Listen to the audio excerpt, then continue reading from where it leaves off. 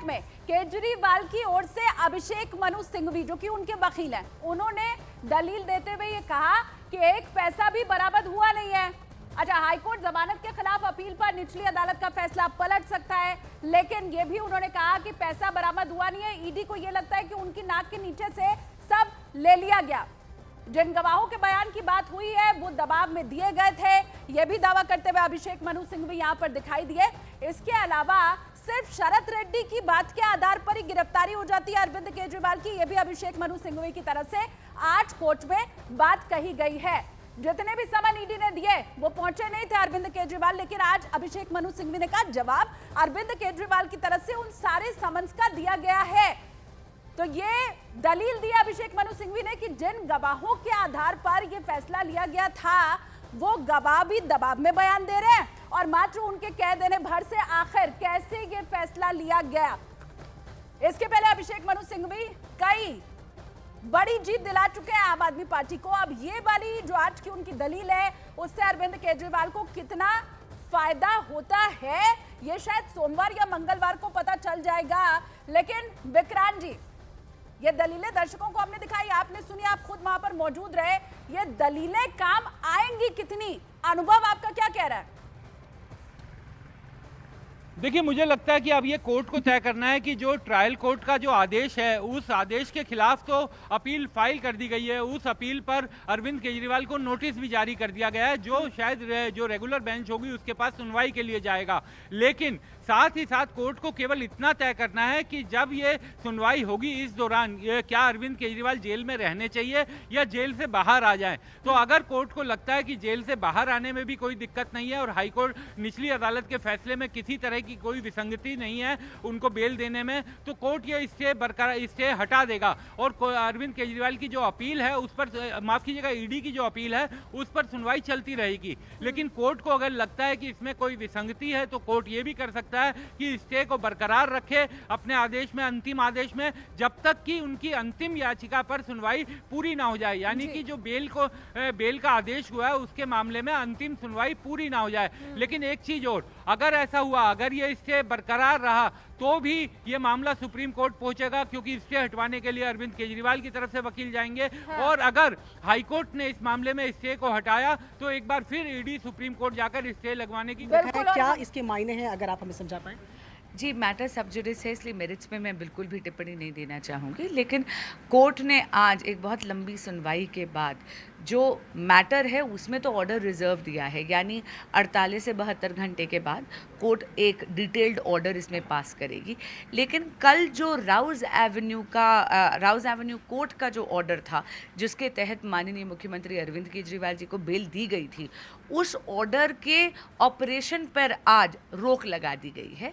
यानी Delhi high court के फैसले की हम लोगों को वेट करनी पड़ेगी कि उनको बेल दी जाती है या नहीं। यानी कि कल जो बेल मिली है वो फिलहाल उस पर अभी कुछ काम नहीं होगा, उस पर कोई कार्रवाई आगे नहीं बढ़ेगी, अभी फैसले का इंतजार करना है। केजरीवाल जी को अभी रुकना पड़ेगा, उन्हें प्रतीक्षा करनी पड़ेगी दिल्ली हाई कोर्ट के ऑर्डर की। ठीक है, कल जिस तरीके से बेल मिली और उसके बाद जिस तरीके से आम आदमी पार्टी की तरफ से पूरा सेलिब्रेशन भी रहा, ये कहा गया कि सत्य की जीत हुई है, लेकिन आज जैसे ही ईडी ने हाईकोर्ट में इसे चैलेंज किया गया तो तमाम तरीके की बातें की गई।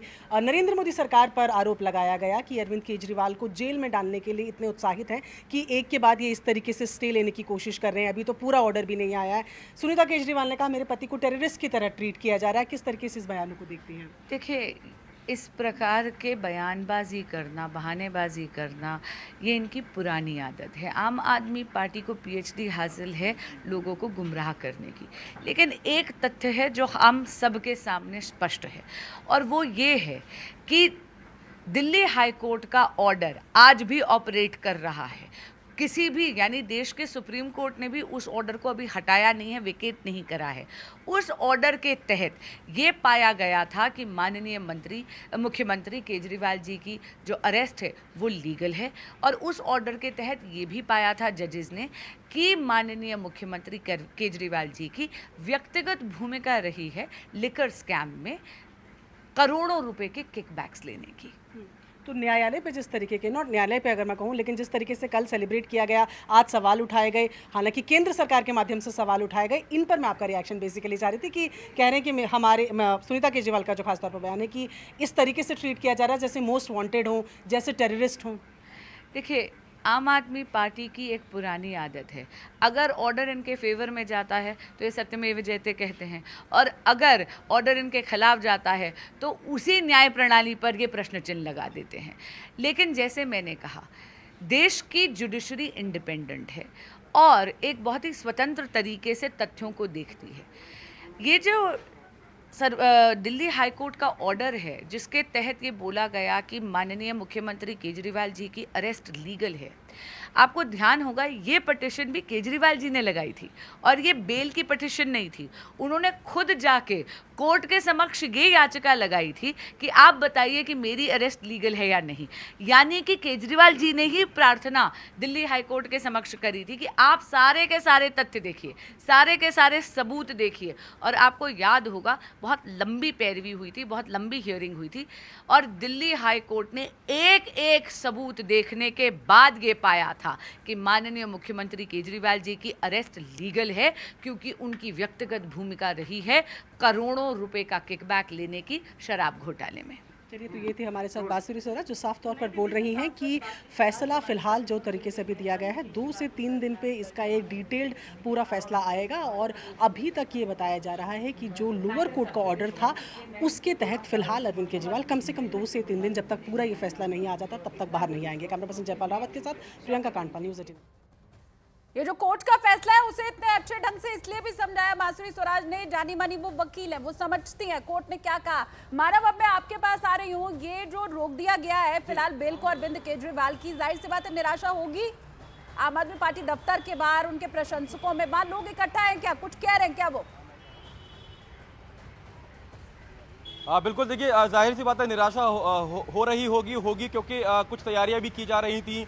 ये भी खबरें बताई गई थी कि 4 बजे के बाद सुनीता केजरीवाल खुद तिहाड़ जेल जाएगी, जैसा कि पिछली बार जब अरविंद केजरीवाल को 21 दिनों के लिए बाहर भेजा गया था जमानत पर चुनाव प्रचार के लिए। तो निराशाजनक जरूर है, लेकिन आम आदमी पार्टी इस मामले पर लगातार, हम अभी पूछा भी कि क्या कोई प्रेस वार्ता हो रही है, तो फिलहाल कोई प्रेस वार्ता यहाँ पर नहीं है। निराशा जरूर है, लेकिन जिस तरीके से राउज एवेन्यू कोर्ट का जो फैसला है उस फैसले में भी कई सारी ऐसी चीजें हैं जिनको आम आदमी पार्टी अपने पक्ष में देख रही है। जैसा कि ईडी को लेकर जिस तरीके से न्याय बिंदु जज ने जो सवाल खड़े किया है, ईडी की भूमिका को लेकर जो सवाल खड़े किए हैं कि एक पक्षपात तरीके से ईडी इस मामले में जांच कर रही है, तो उस ऑर्डर में साफ साफ लिखा गया है। तो ये जो निचली अदालत की जो टिप्पणियां हैं इनको भी हाईकोर्ट अपने आदेश में कंसीडर करेगा और इन सभी चीजों को, दोनों पक्षों की दलीलों को सुनने के बाद भी, निचली अदालत की जो ऑब्जर्वेशन है उनको सुनने के बाद ही जो अपना आदेश सोमवार या मंगलवार को देगा वो काफी मायने रखेगा। और निराशा कितनी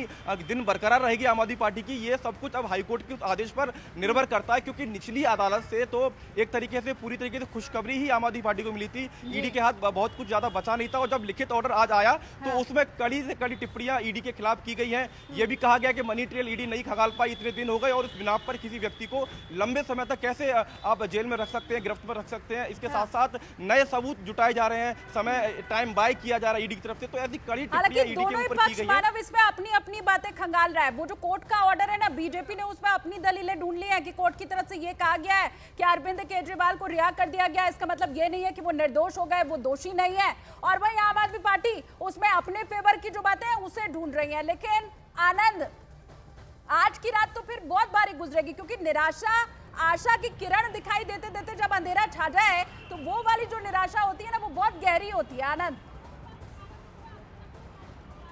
देखिए, बिल्कुल जिस तरह से कल लोअर कोर्ट ने फैसला सुना है कि अरविंद केजरीवाल को रेगुलर जमानत दी जाती है, तो हमने देखा था कि किस तरह से आम आदमी पार्टी में एक जश्न का माहौल था और अरविंद केजरीवाल का जो सीएम हाउस है उसके बाहर ढोल नगाड़े बजाए जा रहे थे। आज सुबह से भी पार्टी इसी माहौल में थी और इसी मूड में थी कि अरविंद केजरीवाल आज जेल से बाहर आने वाले हैं। पूरी तैयारी की गई थी कि किस तरह से राजघाट जाना है, उसके बाद अरविंद केजरीवाल को लेने के लिए तमाम बड़े नेता जो है वो तिहाड़ जेल पहुंचेंगे। लेकिन जैसे ही ईडी हाईकोर्ट पहुंचती है और ईडी लंबी बहस करती है, अरविंद केजरीवाल तरफ से भी अभिषेक मनु सिंघवी जो हैं वो बचाव पक्ष की तरफ से लंबी बहस करते हैं, तो दोनों तरफ की जिरह के बाद कोर्ट अब दो तीन दिन के बाद अपना फैसला सुनाएगी। आज ईडी की तरफ से 2-3 महत्वपूर्ण बातें की गई जो उन्होंने पहले भी जब अरविंद केजरीवाल को गिरफ्तार किया था और जब उनकी फर्दर रिमांड मांगी थी तब भी की थी कि गोवा चुनाव में फंडिंग का जिक्र किया है हाई कोर्ट के अंदर, और हाई कोर्ट ने उसको सुनने के लिए एग्री किया और सुबह ही जो नीचे वाला ऑर्डर है उसको टेम्परेरी कुछ समय के लिए उस पर रोक लगा दी। लेकिन अभी पूरी आर्ग्यूमेंट कंक्लूड होने के बाद, क्योंकि बहुत लंबी आर्ग्यूमेंट, मेन ईडी की ऑब्जेक्शन ये थी कि नीचे ईडी स्पेशल कोर्ट ने उनको पूरी तरीके से नहीं सुना, तो ऑनरेबल हाई कोर्ट ने पूरी डिटेल में आर्ग्यूमेंट ईडी की सुनी। सुनने के बाद हमारी आर्ग्यूमेंट भी डॉक्टर अभिषेक मनु सिंघवी जी और विक्रम चौधरी जी के माध्यम से हमारी आर्ग्यूमेंट भी कोर्ट ने सुनी और कोर्ट ने ऑर्डर रिजर्व कर दिया है और ये कहा है कि कोई रिटर्न सबमिशन अगर किसी ने देनी है तो विद इन 2 डेज वो सबमिशन दे दें और बाई मंडे या ट्यूसडे तक वो स्टे एप्लीकेशन पे स्टे इस ऑर्डर को स्टे किया जाए कि नहीं किया जाए, इस पे कोर्ट बाई मंडे या ट्यूसडे तक कोई ना कोई फैसला निचली अदालत ने जो चीजें कंसीडर करनी चाहिए थी वो कंसीडर नहीं की और जिन चीजों को कंसीडर नहीं किया जाना था उनको कंसीडर किया और यही कारण था कि जमानत दी गई निचली अदालत से। नहीं, देखिए उनके आर्ग्यूमेंट में ये सब चीज़ें ज़रूर उन्होंने रखी हैं, लेकिन कहीं पर भी इस तरह की कोई भी बात कोर्ट के सामने इम्प्रेसिव तरीके से ईडी अपनी यहाँ पर भी नहीं रख पाई। ईडी ने कोई ऐसी एप्रीहेंशन नहीं जताई कि ऑनरेबल चीफ मिनिस्टर अगर बाहर आते हैं तो ऐसी क्या उनके केस पे इसका प्रभाव पड़ेगा।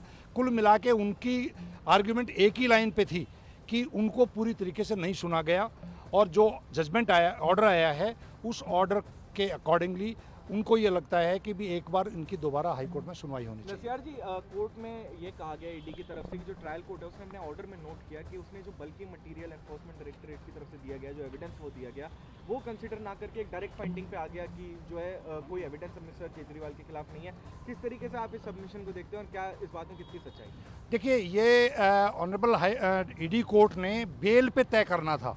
बेल एप्लीकेशन पे जब भी कोई डिसीजन होता है तो उसमें डेफिनेटली जो उस टाइम पे दोनों पार्टीज़ की तरफ से अवेलेबल मटेरियल होता है उसको कंसिडर करते हुए बेल दी जाए कि नहीं दी जाए। ये कोई फाइनल वर्डिक्ट नहीं है, कोई फाइनल जजमेंट नहीं है कि भी ईडी का केस कोई डिसाइड ऑनरेबल ईडी कोर्ट ने किया है। सिर्फ बेल पे डिसीजन आया है और बेल का जो ऑर्डर है, इस ऑर्डर में क्योंकि वो कॉम्पिटेंट कोर्ट थी, वो कॉम्पिटेंट कोर्ट होने की वजह से उस जजमेंट पे ऐसी कोई ईडी ने अपनी सबमिशन कोर्ट के सामने नहीं रखी है। 45 के रिगर्स को कंसीडर करते टाइम मटेरियल कंसीडर नहीं करते, वो सब कंसिडर किया हुआ है डिटेल में हमारी तरफ से।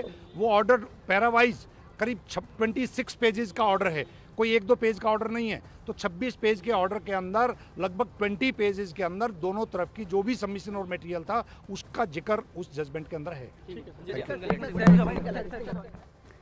तो संजीव नसियार आम आदमी पार्टी से वो ये कह रहे हैं कि ईडी ने अपनी बात बहुत इंप्रेसिव तरीके से कोर्ट के सामने नहीं रखी। वहीं ईडी के वकील को भी आपने सुना जिन्होंने ये कहा कि स्टे मांगने हम गए थे और स्टे दे दिया गया। लेकिन कुल मिलाकर ये तो इन दोनों पक्ष की बात हुई। जो लब्बो लुभाव है आज के मामले का वो यही है कि हाईकोर्ट में पूरा मामला जा चुका है। पहला ये कि दोनों पक्ष की दलील पूरी हो गई है, दूसरा ये कि फिलहाल अरविंद केजरीवाल तिहाड़ के बाहर नहीं आ पाएंगे, तीसरा ये कि अगले हफ्ते मतलब सोम या मंगलवार तक फैसला हाईकोर्ट का आ सकता है क्योंकि शनि रविवार को तो अभी कोर्ट बंद है, और चौथी और आखिरी बात यह कि फैसला अरविंद केजरीवाल पर सुरक्षित रख लिया गया है। अब थोड़ा इंतजार अरविंद केजरीवाल कर ले, आम आदमी पार्टी कर ले, यही है निचोड़।